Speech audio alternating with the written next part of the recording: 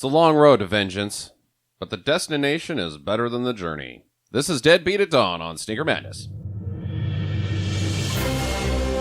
Sneaker Madness. Sneaker Madness. Sneaker Madness.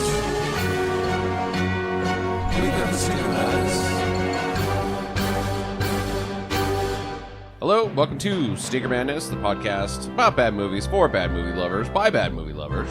With me, as always, is Sam and Jackie. I'm your host, Justin. How's things going in Jackie and Sam world?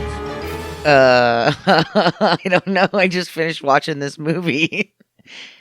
And I'm like, still kind of, what? Okay. Yeah. Deadbeat at Dawn is a unique film. I'll definitely say that. It's a train wreck. It's a train wreck. And I think, like, right off the bat, we have to just go, he's 20-something, 21 to 24 when he makes Bebber? He finishes it when he's like 24. Okay. And is that Goose? Yeah. He did quite a job. I mean, it's really an achievement when you think of somebody that young and that was made on $10,000. $10,000 is not very much even in 1988. And all of the effects that he was doing, all of the blood, I mean... Yeah, it's a train wreck because it's, you know, he knew where he wanted to get. He didn't know how he was going to get there.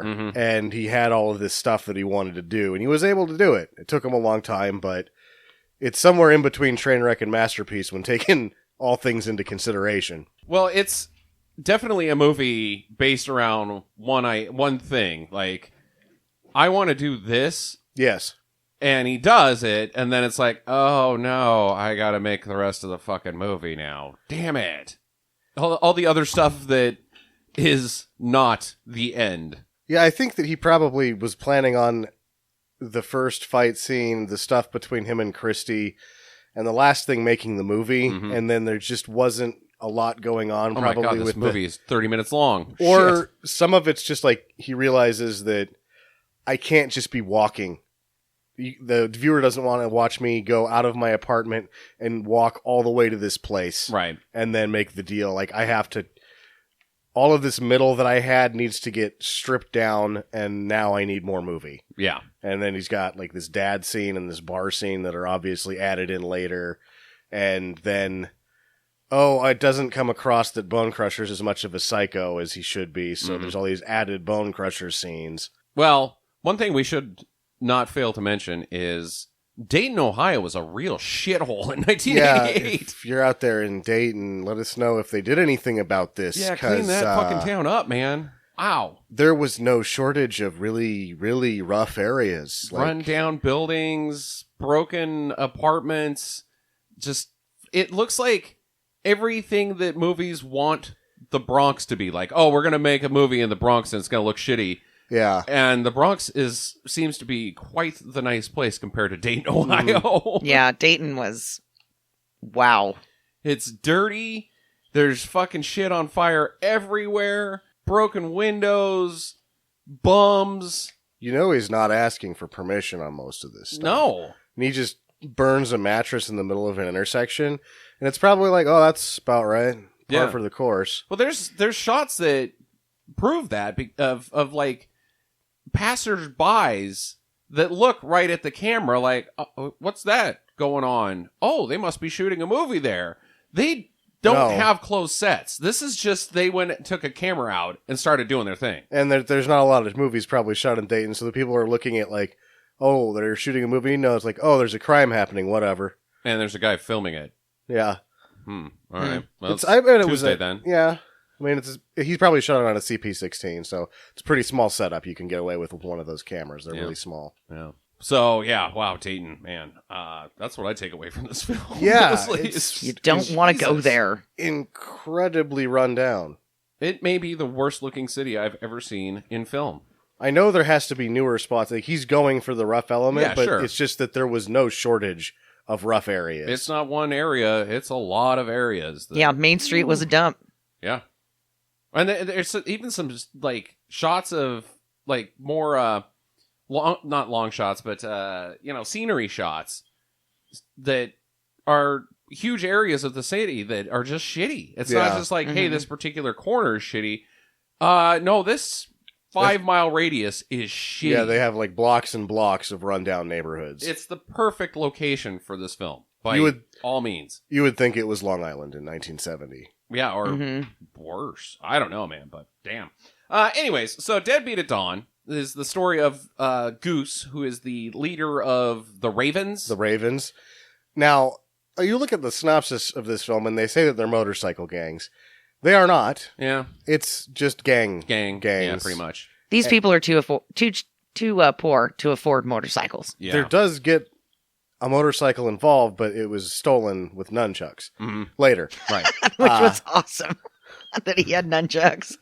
That's right. Motorcycle stolen via nunchucks. Yeah. The nunchucks just keep showing up in this thing. And he was the shittiest ninja ever. Ninja? Karate fighter, whatever you want to call this guy. Yeah. Jim Van Bebber's action abilities are not the finest I've ever seen. His leg kicks are not moving at a high speed, and he also shoots where he misses contact a lot. Yeah. Like, whoa, that fist is nowhere near that guy's face. Mm-hmm. I think that I've read somewhere that he was able to do all of it on 10 rolls and end bits, so sometimes you just only have so many tries at it. Right. Did we get that? Who knows? But, the nicest place in this whole movie was the graveyard. They had some really nice headstones there. Yeah. Yeah, that was a nice graveyard. Yeah.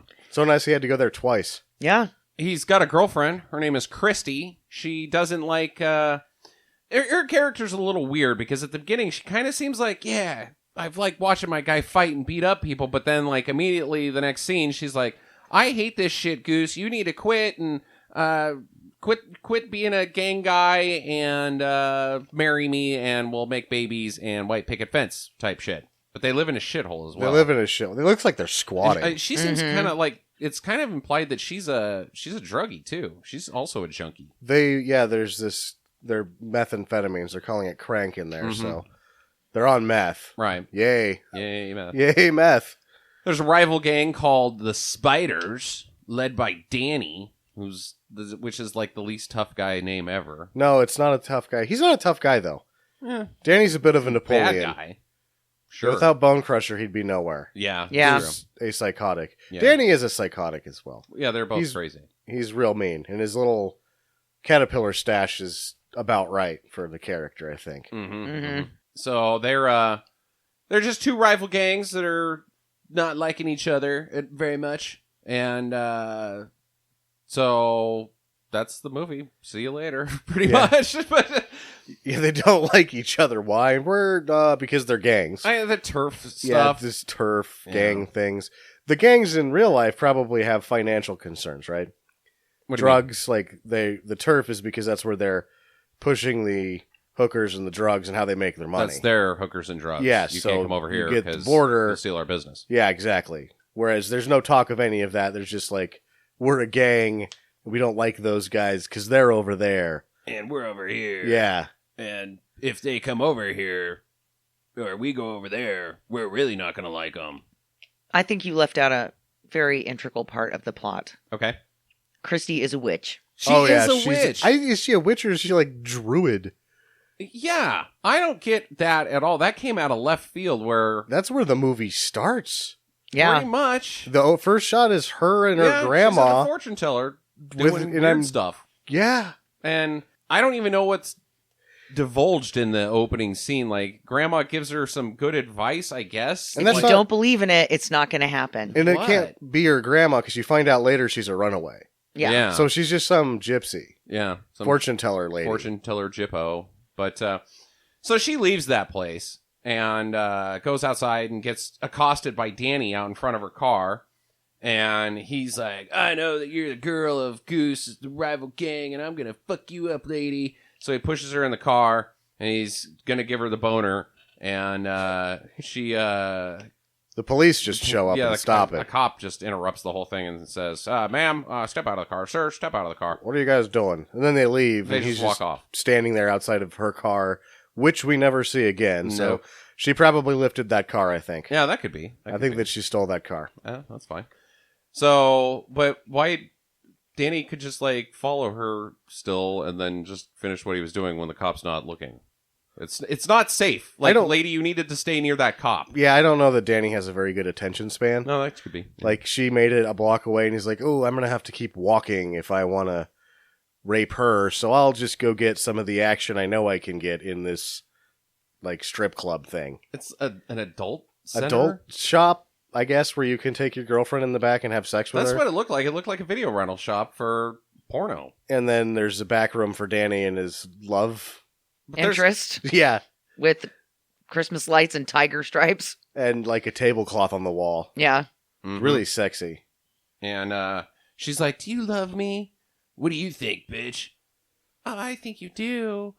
And like, she gives him some guff about what he's doing, so she slaps him. And he's like, I'm going to eat your eyeballs. I'm going to pull your eyeballs out and eat them if you ever do that again. And then he gets hot. That's how he gets a boner. Yeah, and then he jumps on her and... Yum, yum. And she gets her shirt, like, she gets her boobs out. Yeah. Again, another, you have to tip your hat to Van Bebber at this point. Like, only spent $10,000. He's probably 20, 21 when he starts making this thing. And he got 2 sets of boobs in there. It's hard to do. Like, get women to take their top off is not easy. Unless you're handsome. Did you see Van Bebber? He's not handsome. Yeah. Yeah, so He had drugs, though, I'm sure. Oh, that could be. Who's to say? It is Dayton. They're probably hard up for money. I don't know. Oof.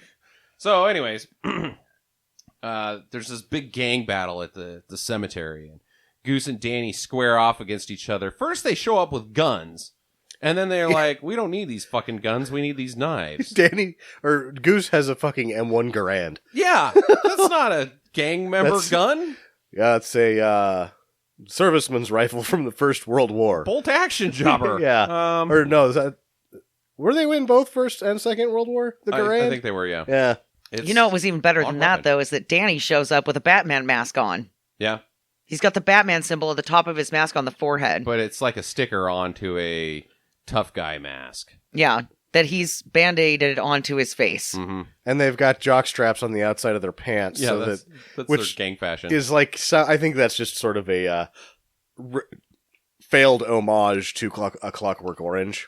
Oh, that could be, yeah. Yeah, the cod pieces in A Clockwork Orange. Mm-hmm. But they didn't have the cod pieces. They just had the underwear. They just had jock straps on the outside of pants, which is like, woo, that's tough. Tough guy. Yeah. The mask thing was ridiculous, too, because they, throughout the film, like the first mask from the cemetery gets lost or something, because he wears a different mask in every other subsequent scene. It's this, like, silver kid's mask.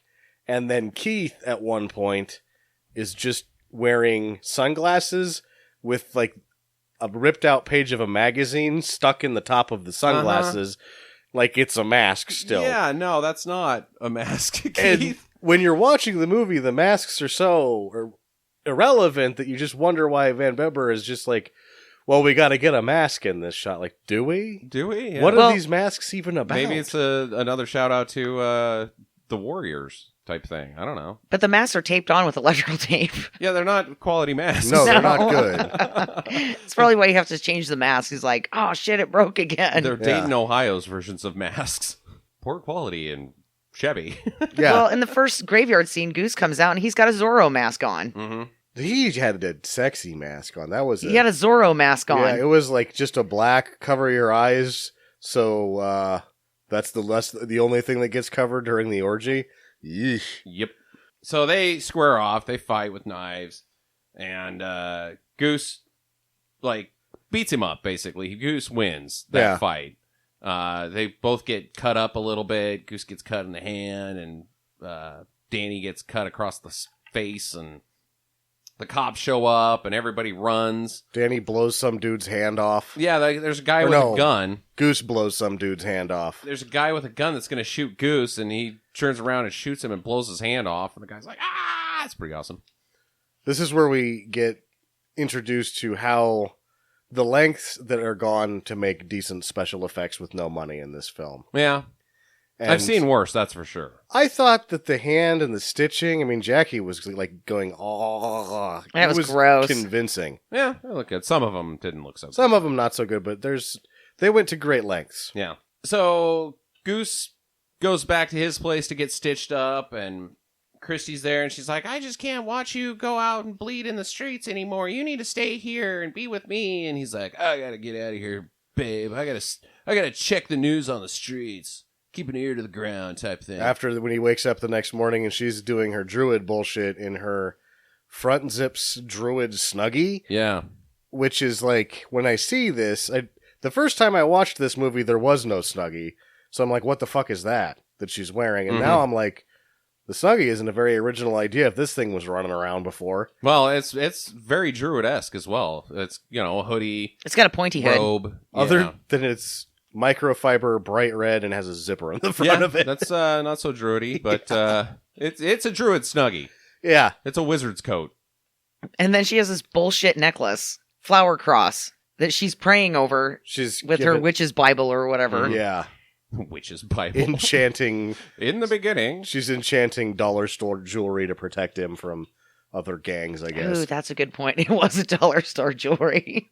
Because we get a good close-up of it later when he smashes it with a hammer.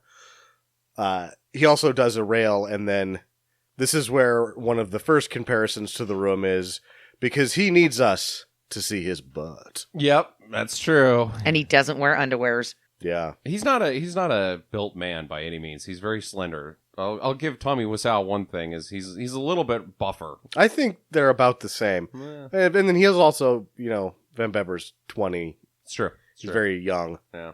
But either way, he's like, look at my butt. Yep. My butt's my on this. hairy butt. This one's on screen. But he bails, and then he goes to the cemetery, and he's training with nunchucks, and it's a pretty awesome training sequence. It's brief, but he's just going fucking apeshit with these nunchucks. And then he turns and yells at the city, like a shot of the city downtown, and he's like, you motherfuckers! To the whole town. To the entire city. Yeah. Yep. Get ready for my karate. Dayton, Ohio. And he leaves the cemetery, and he sees some guy on a motorcycle that's just pulling into his driveway, and he runs up and bonks him with his nunchucks, and then gets on steals his bike. Yeah. And he takes off, and he doesn't look comfortable on it. It's a little jerky, tough guy, huh? Release that clutch a little too soon. Yeah. Whoa. He did it, and the next shot of him riding with the other gang members, he's like, whoa! He's a little squirrely when he takes off. And then at one point, he's got Christy on the back of it, and you wonder how that was going. Yeah. What's she thinking? I'm going to die. Yeah, once the bike's going, he's doing all right, but how many times did she fall off because he just dumped the clutch and took off like a rocket? So Christy wants him to change his ways real bad. She's like, you either got to quit or I'm leaving you. This isn't going to work anymore. I'm too worried about you. And he's like, fine, I'll just quit the Ravens.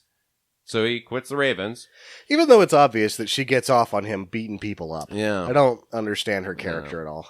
Yeah. So he quits, and now they're lovey time, and they go for their little nature ride on the motorcycle. Which is a terrible idea, to take a cruiser out on the dirt. Yes. This is another scene that I'm like, yeah, those are some convenient cuts right there. Yeah. They bring a sleeping bag so they can bone out in the woods, of course. Bunch of nature shots. Bunch of nature shots. So Goose goes back to town, and he's got to tell Keith that he's quit. I'm done. I'm out. I quit fully. I don't even want to be a member, let alone the leader. And Keith is like, well, that's fine, because I'll be the leader, and bad news for you, the Ravens and the Spiders are going to team up. We're going to do more damage together. Yeah. You can't stop us because I'm the leader. So it seems like he's already had this planned. Up until that point, Goose was the leader of the Ravens. He shows up, says, I quit. You can be the leader. Well, I've already been leading while you were on your nature ride. You went away for 2 days, so I took this shit over. Yep. I'm the boss now. I'm taking orders from Danny now. Yep. I have no ability to lead whatsoever. I am Keith. And Keith, this scene is like, these guys couldn't have ever been friends. No. Keith is a dick. No, they do not have a good relationship. No. But Danny, on the other side of town, or the other side of the tracks, or wherever it is, he's sending Stubby and Bone Crusher after Goose. Like, hey, now he's open season because he's not a member of the Ravens, so you guys can go fuck him up. And I know where he's at. He always hangs around here. Go get him. Yeah, but before they go to go get him. What should happen? Oh, Danny's babe from the adult center shows up, and she's pregnant. So he punches her in the fucking face. Yep, and then they beat the shit out of her. Do I'm they? assuming she gets killed. Yeah. Yeah. I think that's something that should have been Yeah. exposed and, like, toss her off the railing or something. You could Something, yeah. take 2 minutes and be like, this woman is dead. Or at the same time, though, like if you're the director, you've already gotten her shirt off, you can only ask for so much. I'm also going to throw you down some stairs. Well, you don't have to show her. You just have Danny chuck something, and Yeah. the something isn't necessarily in the frame, and we can figure out the rest. But they don't. Just have a wine glass falling in slow motion, and Yeah. we'll fill in the blanks, right? Yeah. Yeah. There you That'll go. work. Some doves, like, just fucking John Woo out. Those doves mean something, man. What? I think he did fine. I'm assuming she's dead. Yeah, fine. So Bone Crusher and Stubby are walking along, are on their way to Christie's house, I'm assuming is where they've been told to go. Mhm. And Bone Crusher snorts some blow, I guess. I don't know what he snorts. He's doing a popper. What's a popper? There are these little inhalants that are more popular on the East Coast. Okay. They're legal. It's a stimulant. It comes in a little, it looks like a 5-hour energy kind of, Mhm. but you open it up and you huff it. And it makes you go fucking nuts like no, Bone it Crusher just, does? it's like a quick high. John Waters did this whole part of his stand-up on poppers. He loves them. Okay. But I think you can still get them on the internet. I'm not sure. Interesting. So he monologues about how he just doesn't fucking care, and he's the best anyone's ever saw. He totally goes nuts. And Bone he Crusher, just fucking hates everyone. he hates everyone, respects no one. Stubbs is just, he gets in a one shot and he's just kind of looking like, okay, whatever, buddy. What? What? We're gonna go kill this guy or what? Yeah, we have something to do, sir. So Goose is leaving his apartment, or her apartment, their apartment, I don't know. They're squatting. They Yeah. have to be. Yeah, because this is like an abandoned building. That's shitty. There's no front door. He has to jump off the side of the building to get out. Yeah. Well, she is doing the dishes there. She breaks the only dish we ever see. And that's before they move in together at this nice place. True. Well, on the outside of the door of this apartment is a deadbolt. Not a deadbolt, a fucking Lock. like a Master. A key. lock. It's a padlock. Padlock. There we go. Yeah. You can't have those on the outside. She's just locked in there. She's locked in there because you know what happens if you're in there sleeping or something and some neighbor is like, oh, they must have left their door locked or unlocked, and they lock the fucking door and the building catches on fire. You got one way out, the fucking window. That is not safe. No, and obviously because he's using the fire escape to get out, you can't get to the fire escape from the apartment or wherever it is they're squatting. Yeah. No, that's a death trap, man. It is. So Well, she's locked inside. It works out that way. It is a death trap indeed. And she breaks out the Ouija board, and because I guess that's what druids use, Milton Bradley type stuff. But she's like, I've seen those at Target. "Is Goose gonna die today?" And it says, "No." Am I? What about me? Is how she asks. Yeah, like, what about me? what about me? Ouija board. Let's just get to brass tacks. She's having just a long conversation with a Ouija board. So how are you today, Ouija board? Good. Yeah. Put on days. Tired of listening to you.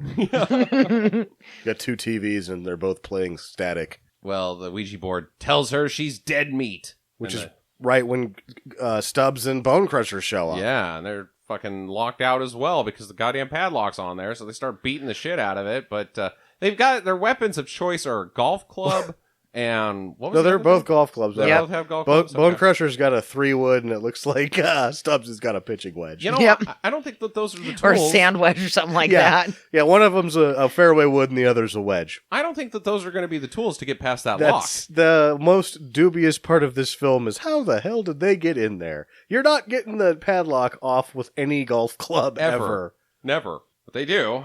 They get in there and they kill her up real nice. They poke her with golf clubs to Yeah. death. Which was like the stupidest looking scene ever. They are just standing above her. One's poking her face and the other one's poking her ribs Yeah. with a golf club. Yeah, take that, bitch. We're at the Which- golf club. I guess with persistence, anything will work, right? Yeah. Well, I think you can kill a person by bonking them in the head with a golf club. Oh, real you easy, can kill but a person with a golf club, just not the way they're just doing not cut them open and poke them. it. Yeah. It's not really a stabbing device. No. How long were you boys there? 17 hours. It took a really long She actually time. got up and got some water about 4 times. Had to go poop in the middle of it. It was a whole thing. We had a pizza. Yeah. I'm telling you, you don't think poking somebody for 17 hours would be that hard, but you try it and you get hungry. I poked somebody for 17 hours one time. Oh. Tantra baby. Oh my god. I'm like Sting. No, you are not. Oh, I am not. I once spoke somebody for about 6 minutes, and I felt good about myself afterwards. So outside or wherever, Goose is making a deal, a drug deal. He's going to sell some of this coke that he's got. He's got crank. Whatever. He's got this white powder. He sells it. This is another shitty scene, like in terms of how shit in the world works. So he sells it to who would be selling it to him, right? Right. Like this guy is the big guy. He's not buying it from who would be buying it from. He's got the whole drug deal backwards. Completely backwards. And it's even more backwards because before the drug deal even starts, the buyer's thug beats him up, like attacks him. Well, he doesn't beat him. Nobody beats Goose up. Yeah, that's true. He attacks him, though. Yeah. Why would you do that? Yeah. Again, this Pulls is a gun on him. how it works. I guess you got to get beat up before you can. If you don't Make the adequately defend yourself, you're obviously not a good drug dealer. Yeah. They'll just take the drugs and not give you any money. We won't do business with you But, anymore. this whole rigmarole, you make it through these 4 loops that you got to jump through, and then you shake hands, and everybody goes their separate ways. Yep. So Goose makes his deal. He gets some cash and he goes home, and finds Christy dead. Oh no! Long sad scene, I guess. Kind of sad.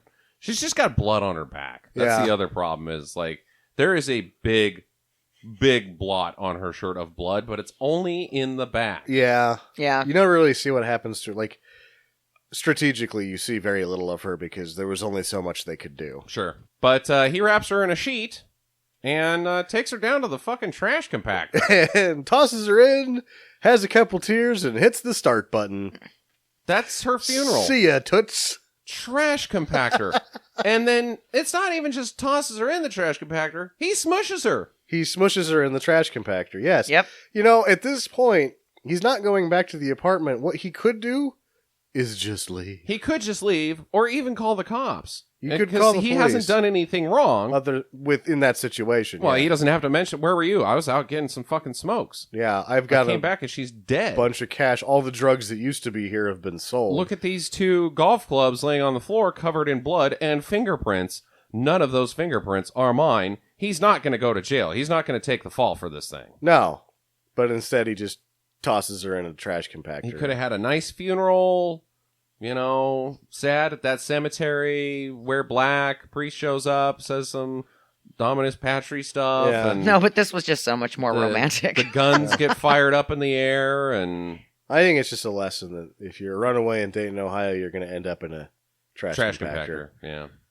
Man, that's the least nice thing I've ever seen another person do for No, someone they care about. it's just... This is a really classic tale of revenge. It's very... it's a carbon copy, and then just weird decisions aplenty. This is the weirdest.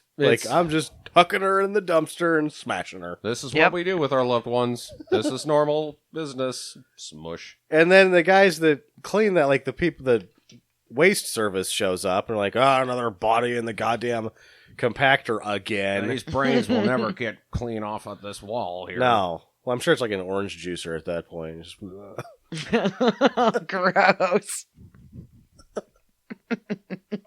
the juice man. So he breaks into some shithole, the Dayton apartment. Dad's shithole. It's his dad's shithole, apparently, and he's gonna, I guess, crash there for a little while. But his dad's fucking daffy. Mm-hmm. He's a over junkie the too. edge he's past the point of no return for being a junkie. That's my last beer. What am I gonna do now? That's my last one. Ah! He flips the fuck out like, dude, calm down. They sell more of this. I'll go get you some. Sorry, bud. Just freaks the fuck out. And he doesn't care about anything about Goose's problems. Like, just, he wants beer money. You gotta give me some money, because you owe me, you bastard. You drink my beer. So Goose gives him like $100 or something. And Dad goes and buys some heroin with it. Mm-hmm. And, gonna experience nirvana. Yeah. As he shoots up between his toes. And he wants on a more. toilet. Give me more money. I need more money. Give me the rest. Give me all you got. And he pulls out a fucking meat cleaver. Jesus Christ! Goes after Goose, but Goose just kicks his ass. And then gives him the money anyway. Gives him the money anyway, which he Fine. will Kill yourself. Yeah, and I assume that to be like he's gonna OD. He's gonna get enough to really put himself over the edge there. Oh, well, it's like $10,000 or something. Chunk of change. Who knows how much that drug sold backwards? How much do you make on a backwards drug deal? It's enough to buy enough heroin to kill yourself. That's for absolutely. Sure. Mm-hmm.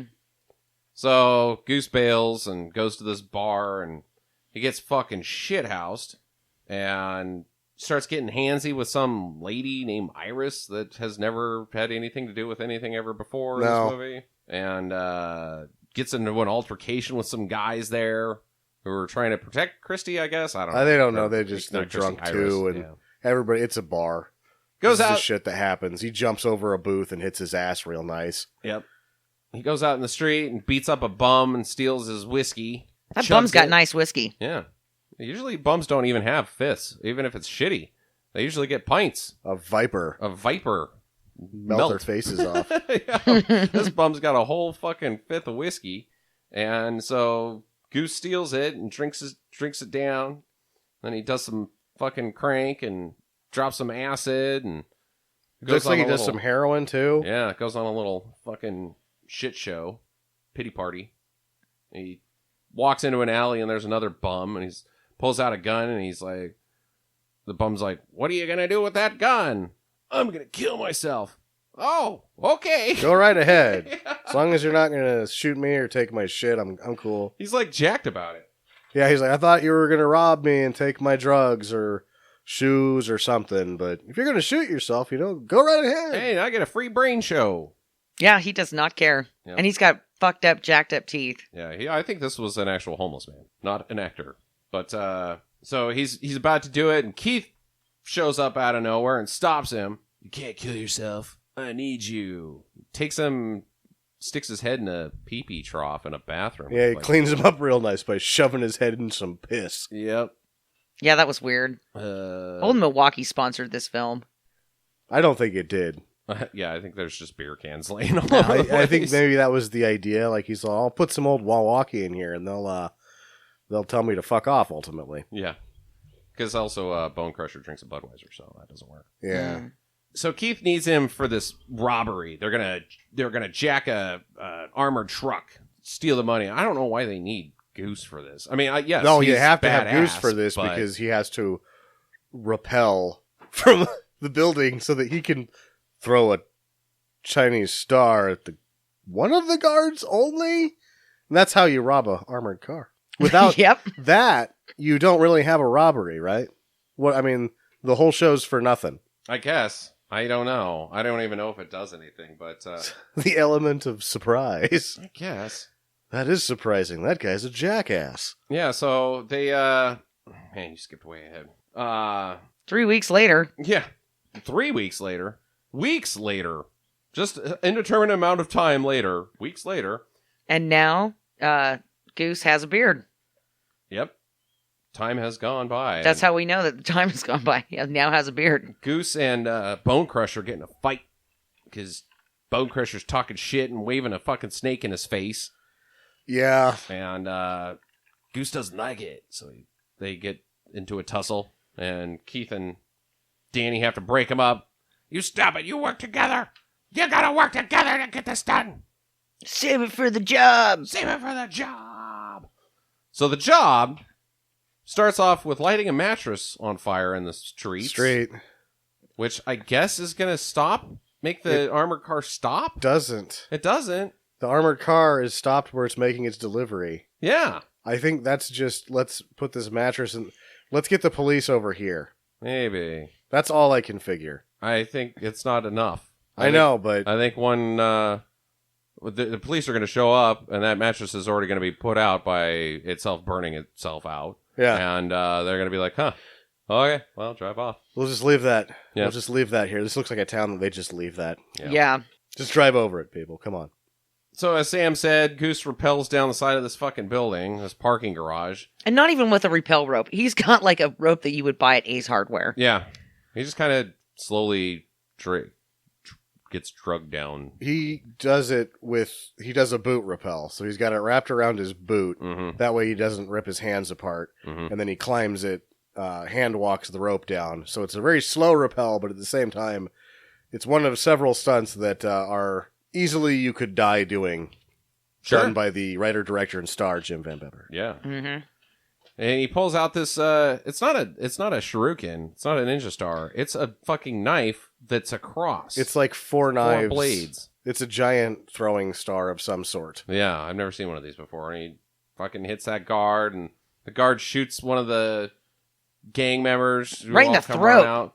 Blood everywhere. Yeah. Bone Crusher runs up and breaks his fucking neck, which was pretty silly. Yeah. And they get the money. It's $100,000. And it's all in one potato sack. Yeah. You don't see even how they get the money. You just know that later it fits in a potato sack. So I'm assuming that they just left a lot in that truck. Probably. Well, you know, who wants to steal quarters? They're not exactly going to the laundromat.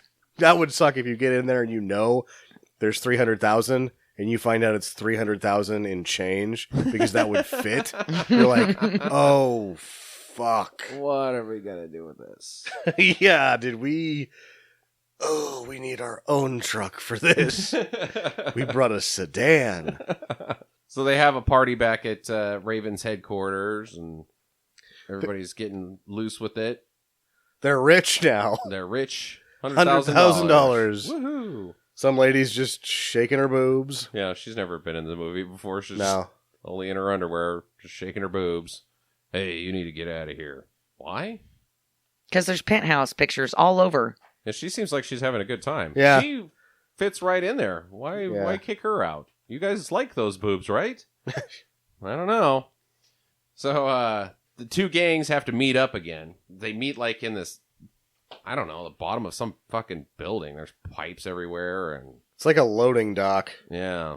And Danny's like, oh, it's so good that we're together. You know, we're really gonna get a lot of shit done now. And man, this is just the start. You wait and see.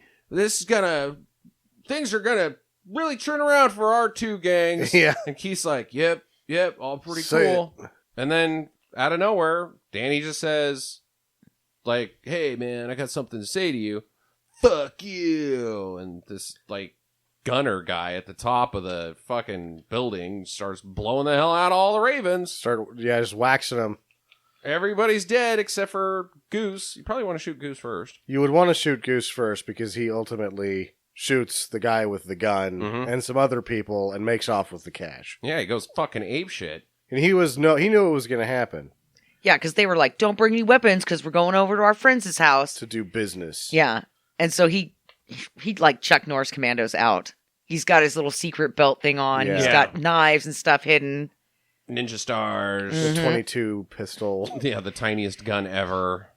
That gun was It ridiculous. was way too small. It did not look right in this Like, you're going to blow your brains out with that? No, you're not. You're going to make yourself Put retarded. your eye out. You're going to start the races with that. It was a 22, as we find out. So it was a really small gun, but So he gets the money and he bails, and they're chasing him. They're trying to find him, and they find him while they're driving in a car, and he's on foot, and they crash into some car as he jumps over it, and they keep chasing him, and he jumps off this fucking dam, which is a long fucking way that he jumps off of the dam. And he jumps off the dam in a dubious situation where he's in between the guardrail and a car, and there's no room for him to really hop onto the other side of the guardrail and then pull the jump. Right. So I am thinking he has to do this twice. Okay. I think he jumps for the jump shot in one, and then when we see him hit the water, is another jump entirely. Oh, that could be. So I think he makes that incredibly dangerous jump 2 times. Yeah, that could be. But the car can't stop. Now they're out of control, and there's like some construction worker guy sitting in the road, and he's like, ah! And they taco him, and then they... blood everywhere. That was ridiculous. And then they crash themselves. They crash in the river as well, the bottom of the dam. I don't know how they got down there so fast, but... They didn't get down that fast. You see the car roll off the side of the hill, and was like, oh, this one's going 5. Yeah. And then they are now in the water and dead. Yeah. Yeah. They're They're kind of floating there. And they're not even in the car. No. There was some stuff in between those 2 shots that was real hairy. Yeah. So he gets away, and he breaks into this, like, gas station thing, this car wash. I don't know what the hell it is. And he's, I guess, really fucking thirsty because he's got to get a 7-Up. Get a 7-Up. He pounds it, and the guy working there is like, you got to pay for that before you drink it. And so he runs over there and is like, give me all your money. This is a robbery. He's going to rob a car wash while he's holding $100,000. Yeah. Just pay for the soda and leave. Yeah, buddy. It's a quarter. Yeah. And there's like some fucking old lady and her son in a car there waiting. And this old lady, whew. I think this is where the film takes off. Yeah, I do Like, too. this is the point where you're like, I know we're going to get there, but you guys have been going, why did Sam pick this fucking movie? Yeah, because it is really boring Yeah. through the first part. And this scene is when he dials it to 11. Yeah, this lady fucking goes nuts. It's a fucking robbery! Shoot him! Shoot him through the head. Yeah, and the Mormon missionary grandson that she's got with her. Uh-huh. He's like, give me your gun, Grandma! The least looking tough guy ever. And then he fucking plugs the attendant of the gas. He just fucking kills him and that remorselessly keeps shooting to get Van Bebber and only hits goes popcorn. Through the entire revolver as Bebber's gone. Goose is gone, and this guy is still blowing the shit out of everything back at the car wash. Not how you do it, buddy. But Goose runs into the cemetery again, and he has this fucking whacked out nightmare about Christy In a sheet. in a sheet, and Danny shows up and smashes her face open, and She already was a skull, but then he Fingers cuts her skull open and then starts fingering her brain. Just like in and out, like, oh, look at me, I'm finger banging your girlfriend's brain. That was so weird. And then all the snakes. Yeah, there's a shot of Goose with snakes just piled on top of him. Ah! Which I Wakes think, up. again, like there's the scene of Bone Crusher talking about the snakes, and then there's snakes. I think they added the Bone Crusher talking about the snakes because he just like, in the 3 years it took him to make this thing, oh, I just made friends with somebody who's got a bunch of snakes. Uh-huh. We can use this for the movie. Right. Yeah. See, and that was one of my questions. Did he borrow those snakes? Because they just kind of seem to show up. Yeah, they all of a So sudden, I'm like, somebody got some snakes. for several minutes of the film, all of a sudden snakes are very foregrounded. So Goose calls Christy's sister Sandy. He's like, hey, I got something I want to give you. And he's talking about the money. Meet me at the train station in an hour. Oh, and she's like, okay, whatever. And meanwhile, while he's on the phone, there's this sequence inside of this diner with this guy that is buying 2 breakfasts, but he's the only one there.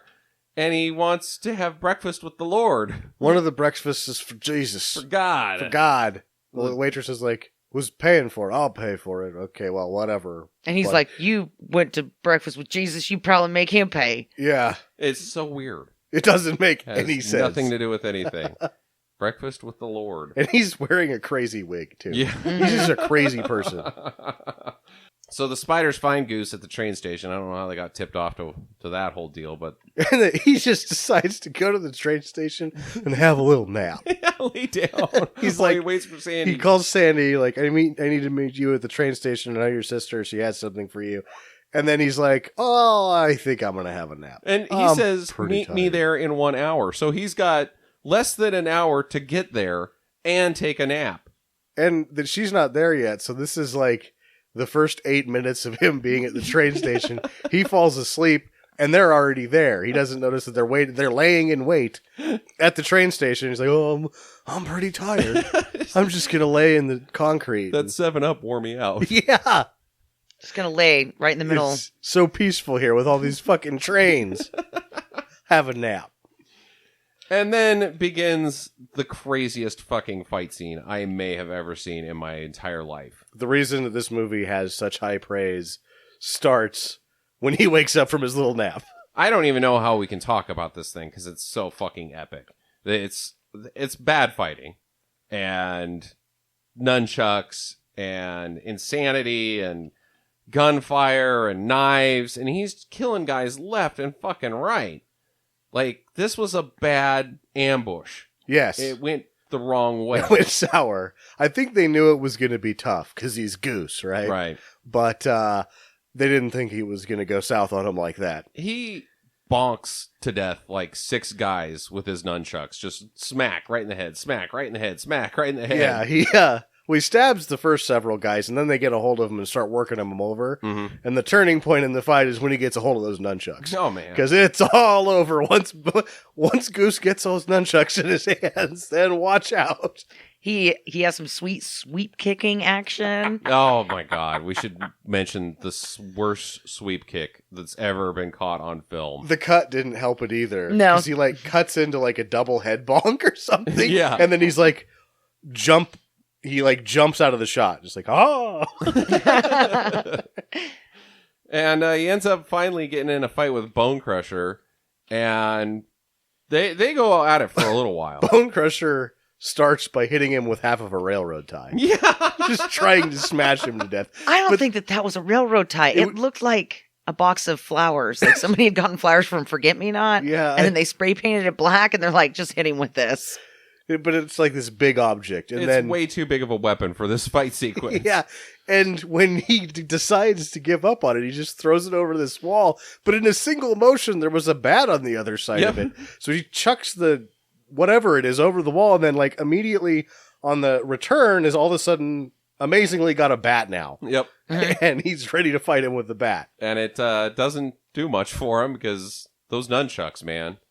He just smacks him right across the face with the nunchucks. He does, however, he does get Ben Bebber on the ground, though. Mm-hmm. Or Goose is on the ground, and then Goose hits him square between the eyes with a shuriken. Yeah, that's... Yeah. Oh, man. And then that doesn't really even fucking phase Bone Crusher that he's got a throwing star in between his eyes. It has penetrated his brain. It's halfway in there, and he's still fighting. Yep. And so Goose has to bash his head against some concrete to kill him. And I like this because he bashes the back of his head against the concrete, and then when he's done, there's a huge pile of blood. And he gently rests his head onto the concrete. Yeah, he does. And then tosses his ass off the fucking building. So Bone Crusher now is splattered on the bottom of the ground. And a car cannot stop in time and just goes right over him. Here comes a Buick. And his head pops off. With a Buick with very sharp tires, Yeah. I guess. 'Cause, his head comes off. His head just comes. Well, it went through a lot. Yeah. You know? It got hit with a nunchuck 15 times. It's already pretty loose, I guess. Banged around, and then it took a fall, and it got hit by a car. Your head can only stay on for so long, is the lesson in that. It'll eventually just come off. I wonder if the driver stopped. No, it's Just Dayton. kept going. Dayton. So, so he's chasing Danny, and Sandy pulls up and runs him over while he's chasing Danny, and then Danny takes her car with her in it and rolls up Goose's arm in the window and drives off. This had to be so dangerous. This was fucking dangerous. Yeah. Of all of the dangerous shit, this was by far the most dangerous.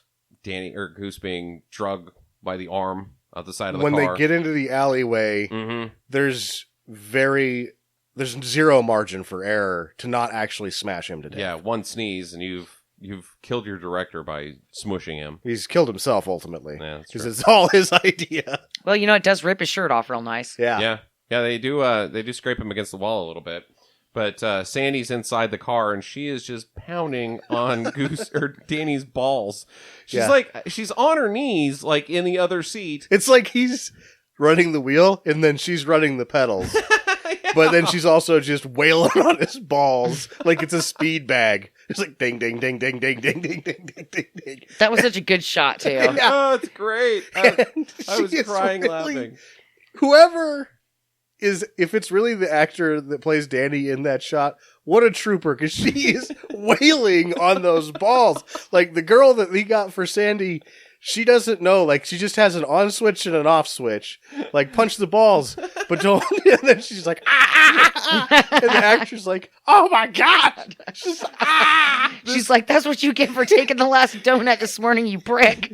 And you can't Craft say services. anything because you're rolling. And you're like, holy God. Okay, we'll cut this. And, yeah, don't punch him that hard next time. But there doesn't need to be a next time. It's maybe a 2-second shot. And she, I bet you, gets in 6 punches in those balls in 2 seconds. Just wham, wham, wham, wham, wham, wham, wham. Like, it looks like she's just down there the whole time. Pop, pop, pop, pop, pop, pop, pop. Take it nuts. This is my favorite thing to do. I didn't know I was going to get kidnapped today. You're This is like- great. There's balls right here. Wham, wham, wham, wham, Most wham, people would not know what to do in this situation. I, however, have a machine gun punch Get to on- balls. I get on my knees and punch balls.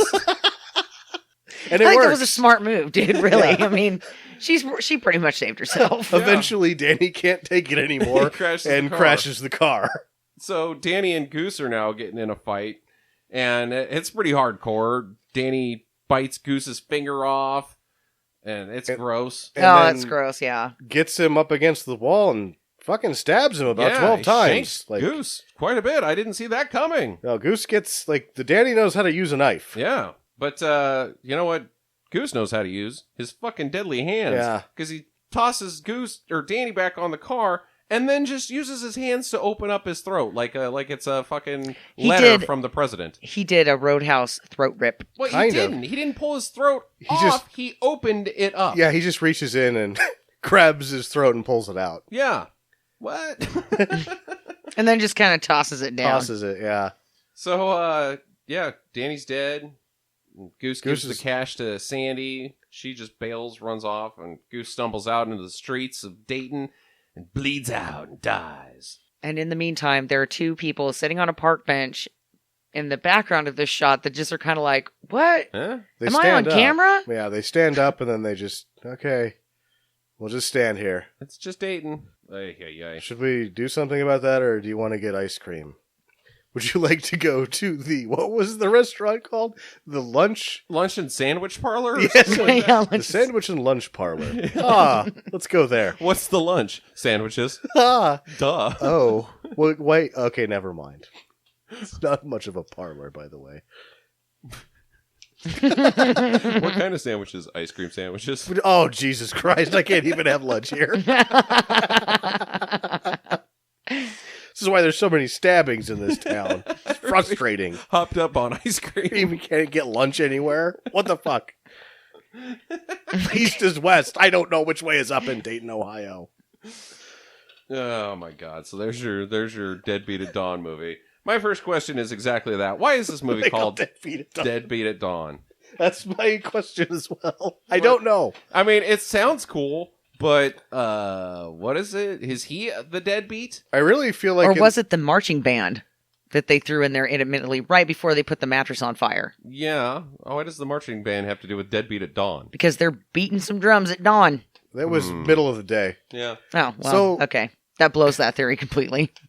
I just don't have an answer. I watched the extras on this like 10 years ago or whatever, and I don't remember how long it was. I saw this 7, 5, somewhere in there. It seems like that's one of the questions, and it does not get clearly answered. Dawn doesn't seem to exist in this film. There's not There like is no dawn. birds are chirping and singing, and And Bambi bounces in front of the sun. Nothing like that. He is the deadbeat. I guess. That's the attention, but I don't really know, like, He does have a job. kind of. He's a criminal. There seems to be some confusion about Dawn and deadbeats, I think. Who's next? Why the kaleidoscope in between I don't scenes? know, man. Because he got it. I guess. I Had thought access. it had to do with magic. Like, I thought that was when you first see it, I thought it was tied to the fortune teller and the gypsy and like, oh, this is how they look into the fucking future and shit. But then it's just his transition. It's his transition. It sucks. He was Yeah. able to get, there's probably a kaleidoscope that mounts directly to a CP16. Probably. And that's like, well, this is what I've got, so Yep. I'll use it. I don't know how to do wipes. You can't do wipes. Those are expensive as fuck in post-production with film. There you go. You have to shoot for them, too. Yeah. So what do you think Sandy's first move is? Now that she's got the cash? Yeah. New car. Yeah, that's... She's going to need one. Yeah, you'd have to, like, find another powder blue... What was that, a celebrity? Mm-hmm. Like, so that nobody noticed the problem that happened that afternoon. By the way, Dad, the car's next to some dead guys. Would you keep that car? No. If there was blood and throat and all sorts of nastiness all over it? No, she's got to make off on foot. I would ditch the car too. I would not go back and keep that car. That's somebody else's car now. Yeah, she's also got $100,000 worth of stolen money and 2 dead people's blood all over her. Yeah, she needs to get out of there. She needs to get out of there. Yep. So, new car, for sure. Yeah. I don't even know if she goes for the new car. She's just like, here's the story, Dad. We just don't ever ask. The car is gone. Don't ask me about it. Here's what we're at now. I think the house is probably gone too. But we can leave Dayton. We have to leave the fucking country. Well, you can leave Dayton. Yeah. And then it's like, it seems like you'd want to. Change your name. You got to change your name. Yeah, 100 isn't enough for any of that. No, right? no, she needs more money. Yeah. Cops are going to come knocking. Well, it's Dayton. Maybe they just leave those bodies there. Yeah, he is a deadbeat then. Why? Because he's dead? Because he gave her a problem, not a solution. Yeah. Son of a bitch. Jerk. Man. That was my only other question. What's Sandy do with the cash? So, Jackie or Sam is next. So, what happens with Grandma and Grandson after they shoot that man in the car wash?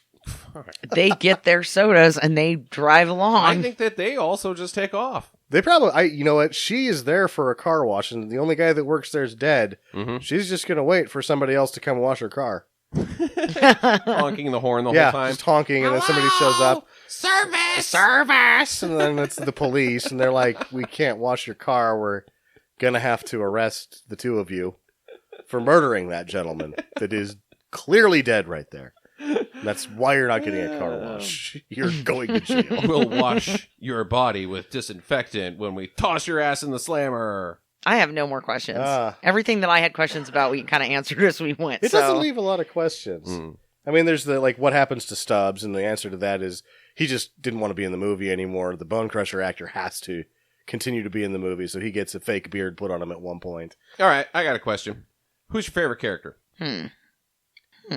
The old grandma lady. Yeah. Shoot him! Shoot him in the head! Yeah, I don't know. Probably the dad. Probably the dad. I think the dad is my least favorite character. He sucked. He was just too fucking nutty. I guess Goose. I don't know. It's hard to be like, because that means he wins, right? Because that was the question we had before we watched the movie. Did this vanity piece go more awry than The Room? Because they're both vanity pieces, and the first, like, 20 minutes are parallels of each other in terms of the love scenes, and here's my butt, and all of it is just, like, thematically exactly the same. Then they veer off. Random dialogue. Yeah.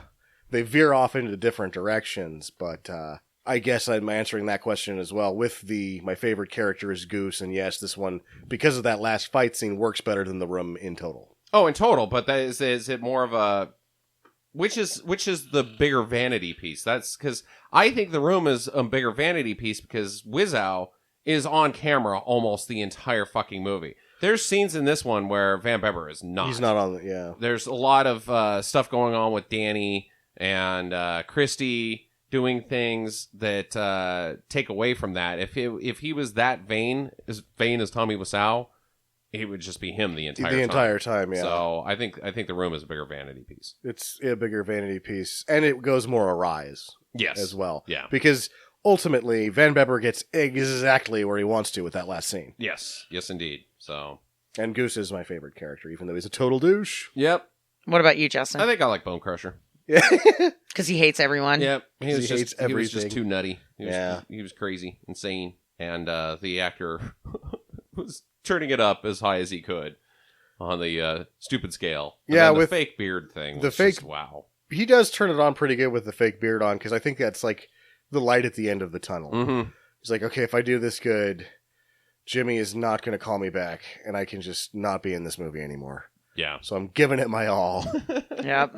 All right, recommendations. Jackie, I want to start with you. What are your thoughts on recommending this film to bad movie fans? I'm going to say do. Okay. It's slow to get going. I will definitely give Sam that one. It is slow to get going, but it's not so not entertaining that you're like, oh, okay, this is fucking stupid. Mm-hmm.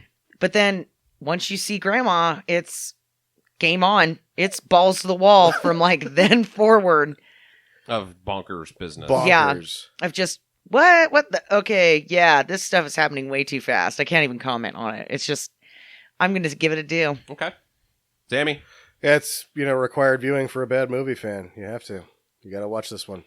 Okay. All right. Well, I'm not going to lie. I didn't love this movie. If it had been the end fight scene, the whole movie, it would have been put in my Hall of Fame instantly. Yeah. But the beginning is just so slow and not interesting and boring that it's a tough call because you're like, well, you got to get to this one thing that happens that's awesome. But I still give it a recommendation because the idea behind everything is so bad and the dialogue is so dumb and there's so many just what stuff that happens before the end that you can still be like, wow, this is really not good. But then you get to the end and you're like, holy shit. I think there's an expectation thing there as well that having seen it for my second viewing, I feel like I was a little bit bored the first time that somebody showed it to me, but on second viewing, he throws you enough bones in that first to keep you going. I really liked it a lot more the second time. Okay, all right. Well, there you go. Next week is our second year anniversary, and we will be doing our year in review, each of our top 10 best bad movies that we saw in the last 12 months. And the 3 best movies that we saw that came out in 2015. Good quality movies. But it's a very important episode. We can't plug it enough. It cuts through all the mustard, and it's just, these are the movies that we can give you that you should go and enjoy right now if you haven't seen them already, or go and revisit them. So make sure you tune in and check that out. Come back to us when we do that. In the meantime, get to the chopper. And by chopper, I mean Harley-Davidson chopper. Or a head that just falls off.